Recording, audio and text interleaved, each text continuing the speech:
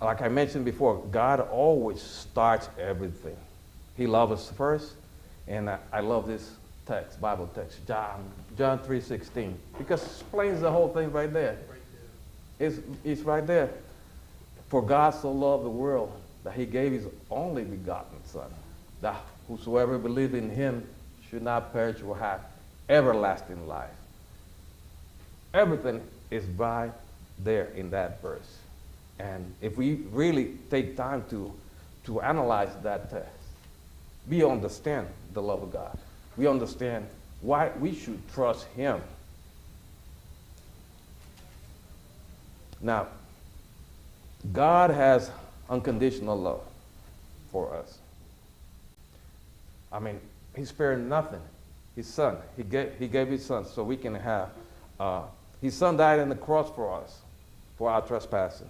So we can obtain, and now we can obtain forgiveness of sins and salvation. Wow.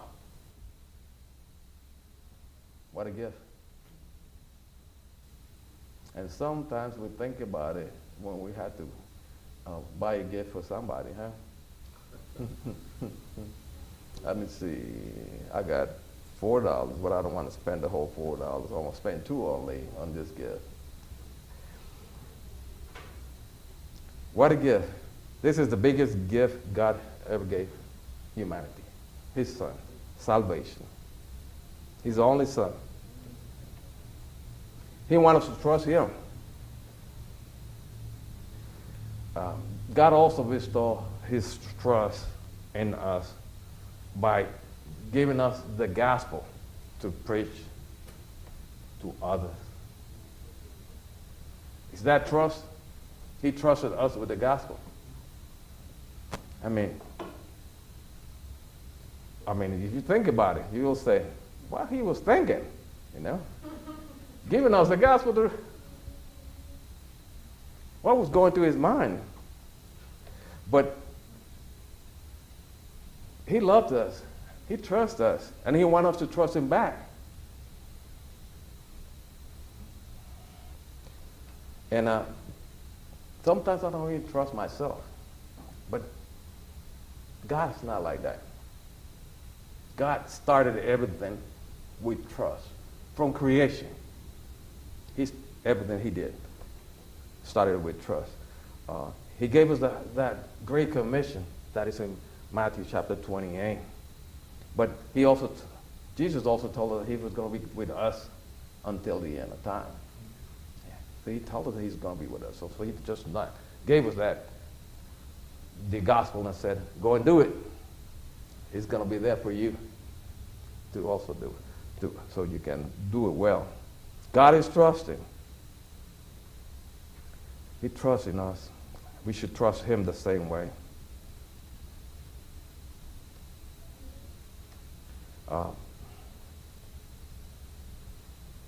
The third ingredient for trust is faith. We must believe. Remember the story that I talked at the beginning? That little girl, she believed what her father told her, that she was strong and she can float and he'll come and get her back. So, can we trust God the same way? Question for you. Think about it. To trust, to have belief. Without faith, it's impossible to please God. James 2, verse 19 says, you believe that there is one God. You do well. Even the demons believe and tremble.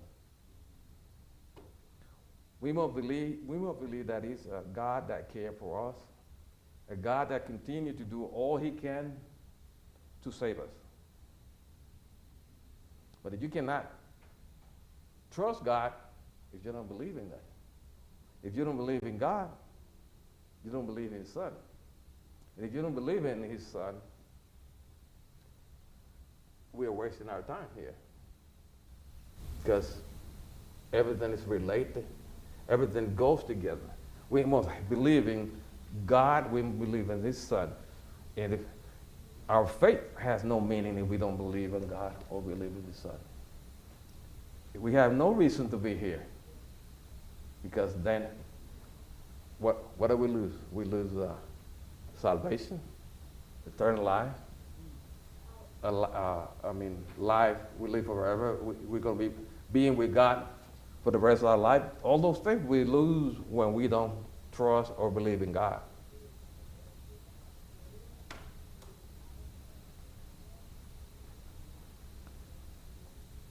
So faith is confidence in God, which leads us to do His will. And the last ingredient to trust God is obedience. We must be obedient. John 15:10 closely relate obedience to love.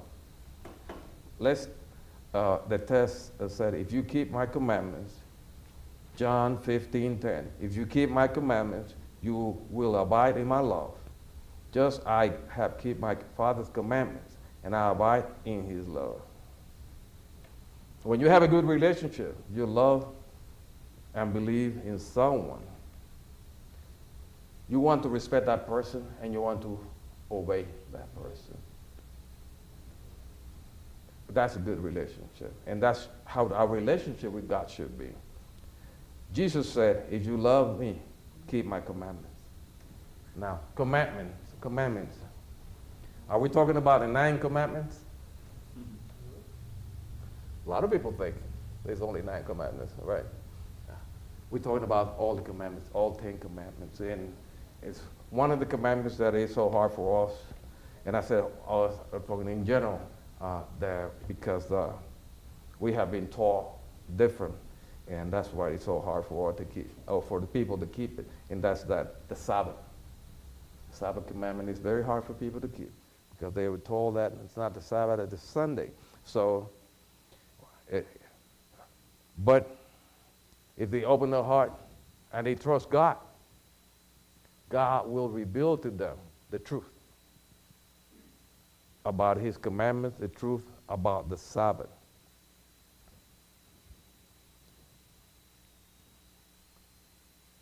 James chapter 2, verse 10 says,